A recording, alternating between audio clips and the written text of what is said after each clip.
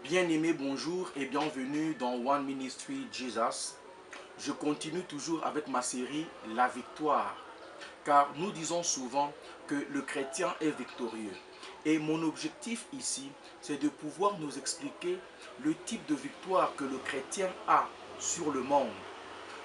Le premier élément de la victoire du chrétien sur le monde, c'est la foi. La foi au Fils de Dieu. La foi conduit, bien-aimé, à la seconde naissance. Le deuxième élément de la victoire du chrétien sur le monde, c'est l'amour ou la charité, produire les œuvres de charité. Et le troisième élément de la victoire du chrétien sur le monde, c'est l'objet de mon thème d'aujourd'hui, c'est l'obéissance.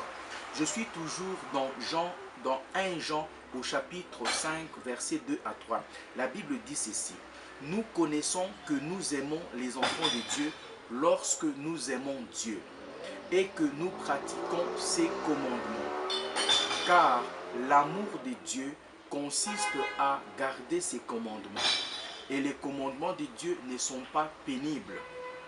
Bien-aimés, sans un esprit obéissant, il nous sera impossible, voire difficile, de plaire à Dieu. Le troisième élément de la victoire du chrétien ou du croyant sur le monde, c'est l'obéissance. Il y a des liens indissociables entre la foi, l'amour et l'obéissance. Je répète, des liens indissociables entre la foi, l'amour et l'obéissance. Ces trois éléments coexistent et marchent ensemble et sont en symbiose. Un amour vrai obéit, un amour vrai se soumet. Et la preuve incontestable de la foi, c'est l'amour. Je répète encore, la preuve incontestable de la foi, c'est l'amour. La Bible dit, gardez les commandements. Garder les commandements simplement veut dire obéir aux instructions. Ça, c'est une obéissance constante. Jean chapitre 8, verset 31 à 32, Jean chapitre 14, verset 15 et Jean chapitre 15, verset 10. Les croyants nés de nouveau, les croyants nés de Dieu triomphent du monde. Et qui sont ces croyants qui sont nés de Dieu et qui triomphent du monde? Sinon tous ceux qui croient que Jésus est Fils de Dieu. Triompher, c'est quoi? Triompher, c'est conquérir, avoir la victoire, la supériorité, la suprématie et la puissance conquérante.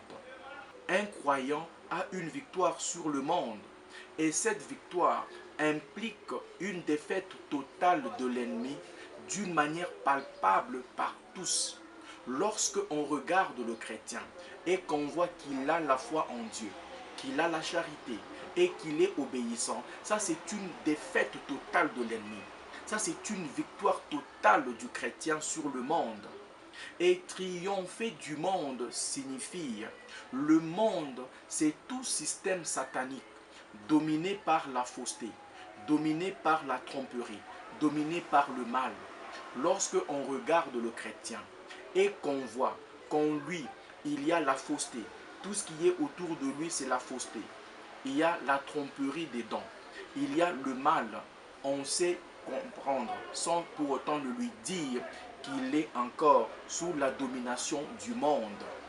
Le monde, bien-aimé, a pour objectif de voler les âmes des hommes et les conduire en enfer. Par le Christ et par son salut, le chrétien, grâce à la foi, est rendu capable de triompher sur le système invisible du mal, instrument entre les mains du diable.